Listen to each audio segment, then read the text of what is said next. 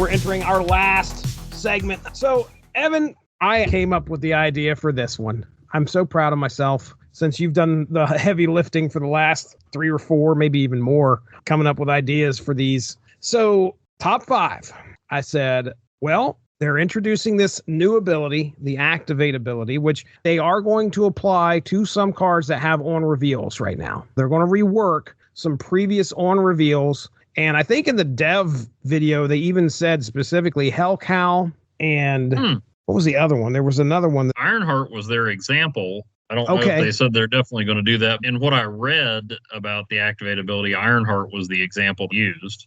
The tough part about me in this top 5 when I was coming up with this stuff was, number one, would it be an ability that Snap does a great job already of making these card abilities fit with not only the character that is on the card, but also what that character would do.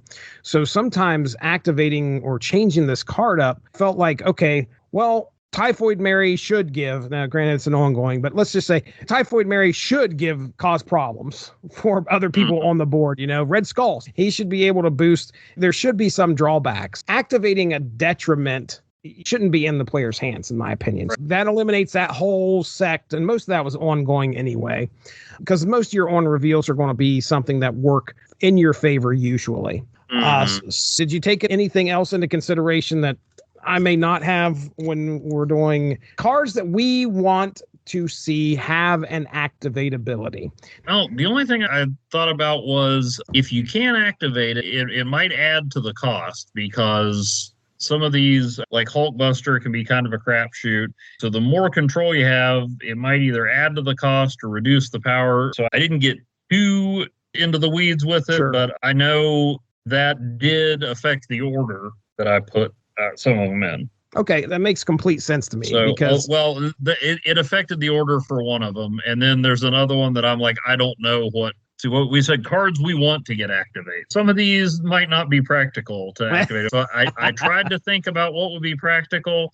There's a couple that I'm looking at that I'm like, well, if you activate it, you'd almost have to increase the cost. We'll get into it. So I tried to think about that, but there's only one that I went in real deep with.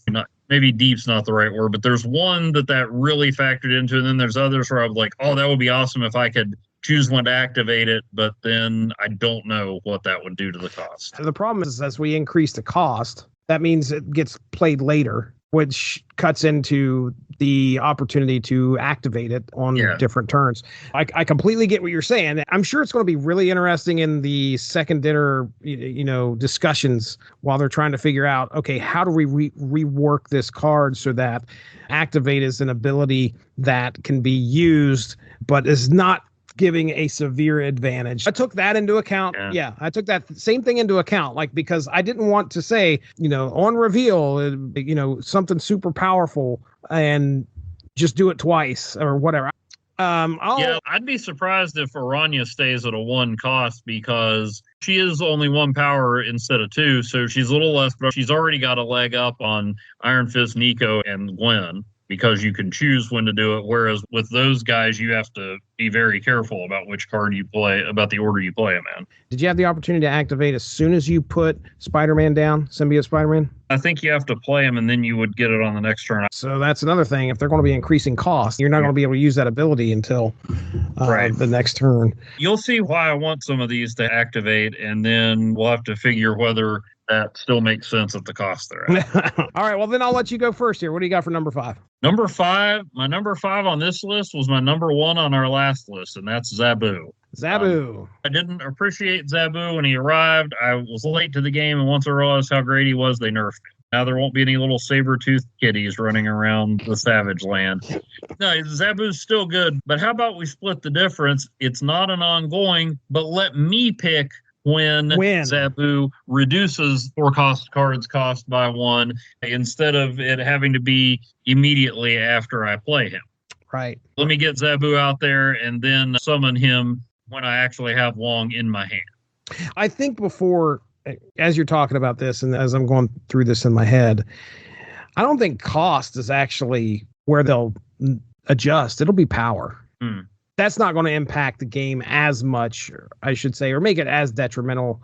You'd rather power go down than cost go up, I think. I'd take Zabu going down to a 2 power for the ability to activate him. So, and I think that's a pretty good middle ground for what we have now versus what we had back in the day and ongoing. Getting the opportunity to activate that ability when we want to would be great. So yeah, I agree with you. All right. So my number 5 is Ghost Spider. I like the opportunity to lay Ghost Spider out there, but if I don't want to move that card that I'm going to play next, I would like to have the opportunity to play this 5-cost card instead, then maybe activate Ghost Spider to pull. She pulls the last card you play. So it's not going to be a make or break kind of thing. My focus is if I'm lacking in a lane, I want to be able to use some cards to try and help me win that lane and activate abilities to do that. You'll probably see that on a few of these. Ghost Spider's one of them. If you had the opportunity to play her and then decide when you want to pull that last card over to try and win that lane, that might be a bigger advantage because the other person's going to have no idea later in the game. They're going to think, oh, I have that lane locked up. There's my thoughts there. If you lay her out on a flooded location and if flood, you can just pull a card over whenever I want. Anyway, that's my number 5. That is something to consider is, you should be paying attention. And even if it's an activate card, if your opponent's paying attention, they ought to know it's coming. So right. Maybe it's not quite as much of an advantage, but as someone who frequently misses obvious things, it could definitely help. All right, my number 4 is Psylocke. She's nice to get out there. If you change that on reveal to an activate, you can't use it until the next turn. That actually kind of sucks. Right now, she's a 2 cost, 1 power, right? So let's lower her. 2. She's 2/2. So you not lower her power, lower her cost. Lower her cost from 2 cost to 1 cost, but you don't get to activate it until turn 2 if you want to, or you can activate it on turn 3 or activate it on turn 4. So lower the cost to get her out there. That still means you cannot use that ability until turn 2. But if you choose, you just want to wait and use it on a turn where you need that energy for some reason, she's out there to let you have that opportunity. I feel like she would be one of the top cards that they are considering for the activate ability. But that's my thoughts. Psylocke number 4. What do you got? Oh, Psylocke's a good choice. I wish I'd copied that from you, but instead I copied Second Dinner's example because it's hard to argue with Ironheart. It really is. I know they said in the video that she's not going to be it, but yeah, there have been plenty of times where like Ironheart's the only 3-cost card I had in my hand, and it's like, but I'm losing 2 points because I got 2 cards out here. Yeah, I only got 2 cards out. Right. They explained it in the example. The more cards you have out there, the less effective Ironheart is. So that's the other side of it. Is there's been times where I've had a bunch of cards out there and I've played Ironheart, and it's like, well, that's great, but it didn't give me nothing on the lane that I needed at the location I needed. Right. So so there would be some drawback to it and some pros and cons, but yeah, I think she makes a lot of sense. She's already a pretty useful card, but that will make her more useful. Maybe that'll make her a little too appealing. I'd like to see Ironheart get that activated. Yeah, I agree with you. What's your number 3? Number 3 is a card that I put in a lot of decks, and sometimes I play her too early because of her cost, and it lowers her effectiveness. So I would like to get to choose when Hazmat does her thing. Just have her sitting out there waiting until the last turn. Yeah, or just waiting for your opponent to get more cards out there, because there are times where she'll be my only option on turn 2, and it's really probably better to save her, but I feel like, I got to get a card out there.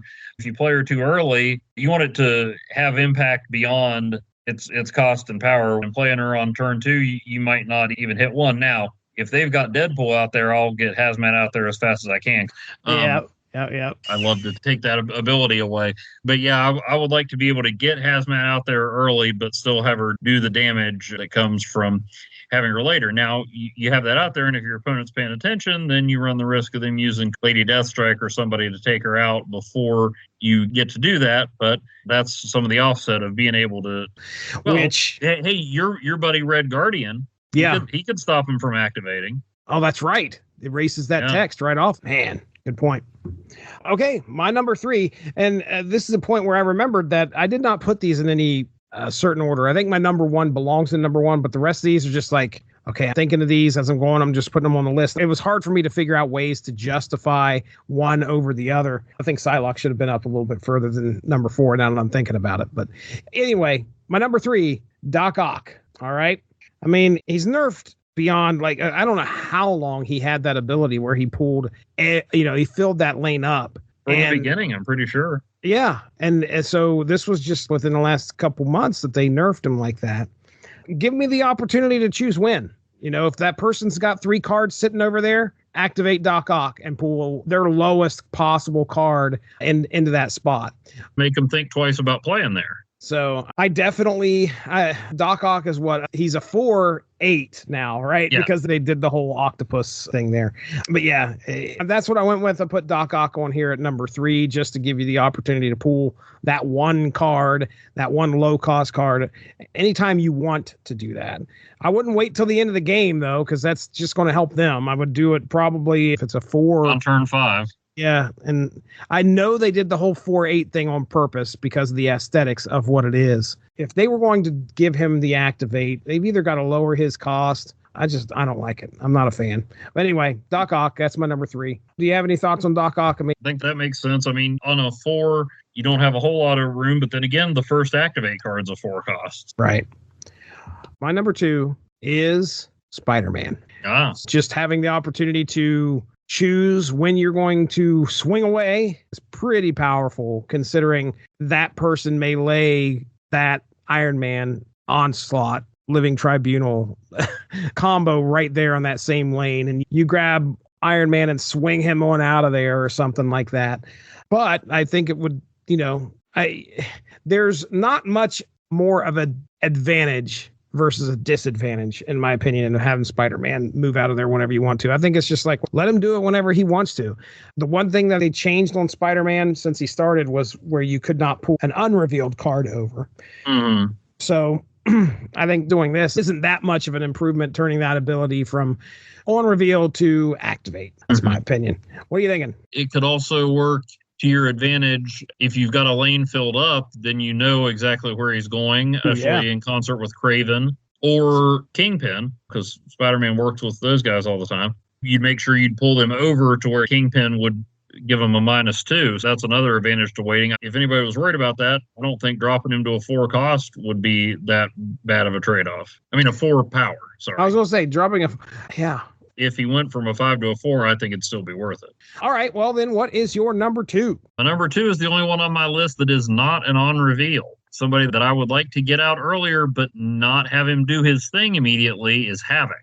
So you get him out there earlier. Once you play Havoc, he starts reducing your energy by 1. He adds 4, and the earlier you can get him out there, the more damage he does. He can be a real difference maker, but you don't want him out there on turn 4. You usually don't want him out there on turn 3. 5, 2 cost, 8 power is good. If you can get a 7th turn, letting me put him out there and buy time. If they want to do something to stop him, well, they got time to do it. Dude, that's one of the ones that should be up for thoughts too, there to activate, because you're right.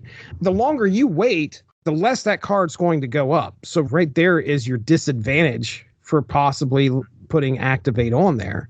Because like you said, you're not going to lay him out there and want that early and would have your energy stuck at 2 or 3. Yeah. It sucks. Plus, that makes him a little bit more versatile when it comes, because a lot of people are throwing him in decks where you get that extra energy. So him using that energy kind of balances out, if I remember correctly. So, yeah, I mean, really, I feel like that's such an even trade-off. I think it's worth it because you're not going to get as much energy at the end. And if you activate him later, then great. If you activate him earlier, well, you better have an idea as to what you're going to do with this guy, because your energy is going to be depleted quite early. So, yeah, that's a really good one. All right, number 1, Evan Bevins, you're up first. Number 1 is a card that gets used a lot anyway, so it's not like this would make it much more appealing. But I think it's a card that you could do pretty much at its regular level. Maybe you drop the power down 1, and it would still fit with the nature of the card and character. But let's give Nico Minoru an activate. Okay. I had thought about putting her on this list, and I got to hear your thoughts on this because I was doing the math on all this. It wasn't exactly amalgamath, but it was math nonetheless. I was doing all this math in my head, like, okay, how would I make this work? So I got to hear how you would do this. Her spell still changes every turn, but now you've got her on the board. So you pick when it hits, just like you do now. If you play her on turn 1, whatever the spell is on turn 2, it's gone if you don't activate her. Let's say the spell you want comes up on turn 4, and you've got a 4-cost card you need to play. So you've played her, you don't like that spell, you don't like that spell, but suddenly it's +2 to the next card you play. Right. Okay, on turn 4, you play Jessica Jones. So instead of going from a 5 to a 9, she goes from a 7 to an 11. It's not a huge difference maker, or the same thing with moving a card to the right. That just makes her basically Aranya, but you still have to decide when to do it, but it doesn't cost you extra. I like that. You play Nico and then you wait for the spell you want. At first I thought you would need to increase her cost, but you wouldn't need to increase her cost because if you play her and you can't activate her till the next turn, you still miss that spell. So I guess that takes one of them out, but I don't know. It would still be random. I don't think that would be too big a drawback or too big a sacrifice to be able to pick when you get the spell you want. Now, if you've got her in a move deck and the first spell is move the next card you play 1 to the right, well, sorry, you missed out on that one. If you rework this card, you just don't show what spell the first one is. You just play her at a 1 cost. That way you don't feel like you're losing out on something. That makes a lot of sense. Yeah. Then you see, as soon as you lay her out, what the spells are going to be at the top of her head, like you normally do. And then the next turn it switches over, and then you can probably click on her and see what the spell is and all that. I like that. And if it's a move deck and you get on turn 6 and she still doesn't move anybody, well, that was your first spell. Sorry. In the comics, she does know what spell she's casting. She can just only do it once. I still think it's a great design for the card. I just think now that we have Activate, that makes it a little more useful. Because, I mean, there have been plenty of times where I'm like, oh, okay, move 1 to the right. I'll be sure to use her next turn. And it's like, no, it changes next turn. I just think that fits even better as an Activate and still works with the nature of the card. I don't think you'd have to change cost or power to make it work. Yeah, I think that's a great idea. I think there are some cards that we're listing here that are just perfect for them to be like, okay, we can make these activate. Now, as far as the programming and stuff like that, I don't know, but I don't think it'd be that hard. They've done some pretty crazy stuff with these cards lately. So adding an activate may be pretty easy, I think. And it would feel natural too. Like, okay, she's going to cast the spell, activate. And then she casts the spell. I think that fits well. All right. Well, my number 1. So I mentioned earlier about how a lot of these were cards that would help you get an advantage in a lane. She's a 4-cost, 1 power. Can you guess which one I'm talking about here, Evan Bevins? Oh, Shuri. No. Although that's a good idea. Shuri would be a good idea. Wait. Jubilee, that's right. Let's say you drop her down so you can get her out there on turn 3 because you can't activate it until turn 4. If you wanted to activate it on turn 4, it's same card. Let's say you want her to sit out there. Your opponent's going to be looking at that card and worrying, okay, he's going to activate it at some point during the game. What do I need to do with this lane? Do I really need to put a lot of power here in order to win? Or am I going to hope he pulls a random card that's a dud? I think she would always be used at the end, to be honest. You could potentially pull a 6-carder to take that lane. Now that I'm thinking about it, she might be a little too powerful for an activate ability. Because if you just have her sitting there and you activate her, you're always probably going to activate her on turn 6. Maybe you know what's left in your deck. You can see I'm working this out in my head right now. You may want to wait and make sure certain cards don't get pulled in by Jubilee. Right. And if you have a better idea of what's in your deck, then you know the moment you hit activate what the chances are of what you are going to pull. You could just say, okay, I'm writing that lane off as a loss, but the advantage was that your opponent might have been worried and stacking stuff up there, neglecting the other 2 lanes, giving you the opportunity to get in there and win those other 2 lanes. I feel like it is absolutely one that we would love to be able to activate. So I guess she does deserve the number 1 spot in that if you could activate Jubilee's ability when you wanted to, then wow, I want to see that in my deck now. And you can create other decks around that with that thought in mind. 3 6-cost cards in here. I haven't drawn a single one of them this whole game. What do you get down to on a turn 6? We'll just say turn 7. How many cards left in your deck at that point? So you got 2 left. If you haven't added anything into you would know most likely what those other 2 cards are, whether you're going to activate Jubilee or not. So anyway, long way around me saying number 1, Jubilee. Any thoughts on that one? No, that might get her into my Iron Slot deck. More power to you. Literally. Redistributed power. Wait, is Living Tribunal a communist? We did it, Evan. Top 5 cards we want to see have an activate ability. We just finished it. My goodness.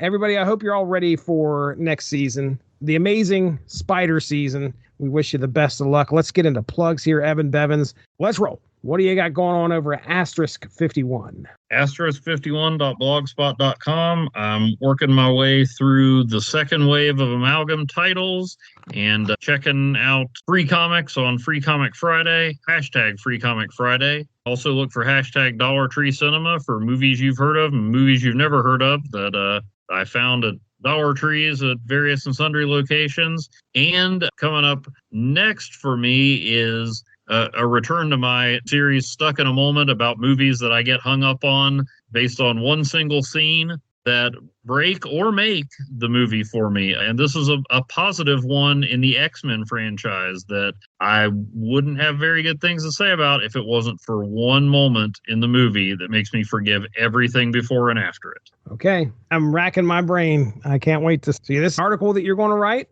Yeah, it should be up this Friday. Asterisk51.blogspot.com. My oldest has decided she wants to revisit the X-Men franchise and, twist my arm. And now we're getting into the one she hasn't seen. And there was one that, I wonder. I watched it again and I'm like, I didn't remember that. I didn't think about that way. That was worse than I thought. But there's one moment. Just one. Just one moment. All right. Well, ladies and gentlemen, you're most likely listening to this podcast on the Source Material Comics feed, and we appreciate that. We are Snap Material. We talk about the Marvel mobile game, Marvel Snap. You can go back in the archives. Evan and I, like I said, we've been doing this for at least a year, I think. We have all sorts of fun podcasts out there, great top 5s, fun battles as well. If you want to check those out, our discussions on previous seasons and upcoming seasons, they're all out there.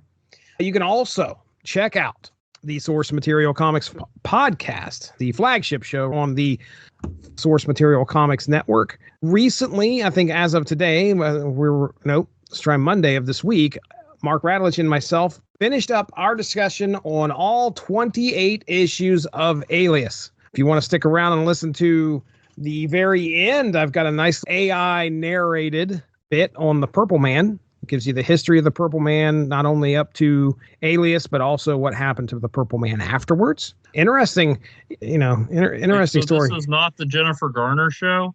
I'm afraid not, which is funny because I made the stupid mistake of thinking that this has something to do with the Jennifer Garner show, right? No, incorrect. Absolutely incorrect. I did too. When it came out. All 28 issues. It's the first time I've ever read 28 issues in a row for a Source Material Comics podcast. Quite an endeavor, but check that out. Also, the 90s-centric comic podcast, The Unspoken Issues, aired, I think, last week, and we discussed Cyberforce, codename Strike Force, opposing forces, and their forces were not very opposing. We'll just put it that way. However, Steve Gerber wrote it. And yeah, and strangely enough, Steve Gerber can write the straight stuff. I'm used to reading Howard the Duck, the opportunity we had to read Howard the Duck and She-Hulk. Was it She-Hulk and Howard the Duck? And some of the zany stuff that Gerber writes, it's not very prevalent in this 2-issue series that wraps up basically Codename Strike Force's title. But there is some kind of wacky stuff. And somebody had made a comment about how they appreciated the fact that Gerber did not go the typical route of making both teams fight, which they didn't, even though the name of it is opposing forces. So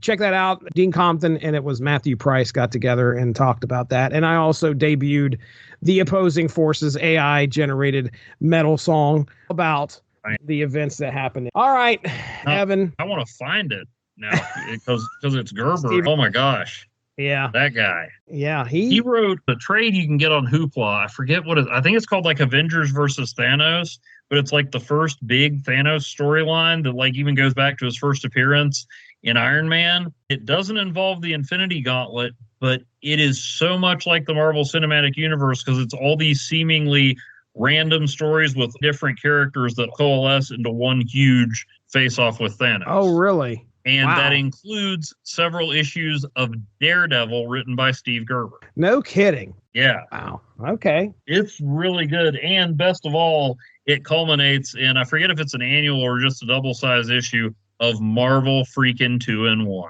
Ah, beautiful. The universe is in danger. Who are you going to call? Benjamin J. Grimm, the ever-loving blue-eyed thing. I think Gerber came on for a few of, basically he came on as a codename Strike Force and was writing that for a little bit. And then they had to wrap it up with these 2 stories. All right. Well, that's going on my list of things to track down. Image Comics by Steve Gerber. Yeah. All right. Well, we're out of here. That's Evan Bevins. I'm Jesse Starcher. Thanks for joining us this season. Have a good one. Bye-bye.